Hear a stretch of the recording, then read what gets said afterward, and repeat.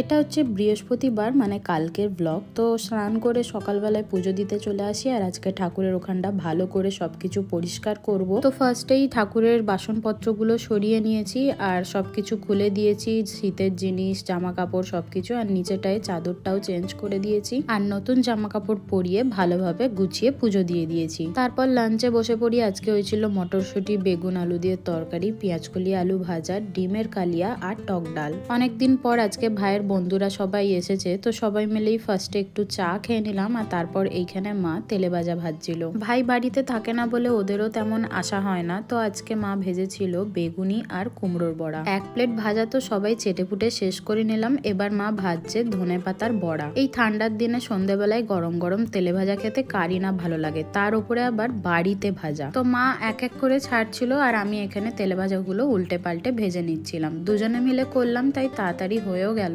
তারপর ধনেপাতার পকোড়া খেতে খেতে আমরা সবাই মিলে আড্ডা মারলাম। আমার বন্ধু বান্ধব বলে তো তেমন কিছু নেই, এদের সাথেই আমার যত বন্ধুত্ব। আর এদের এই গ্রুপের মধ্যে রূপমকেই সবসময় বলিকা বকরা করা হয়, মানে সবাই মিলে ওর এতই পেছন লাগে আর ও খচে যায় আর আমরা হাসতে হাসতে পেট ব্যথা করে ফেলি।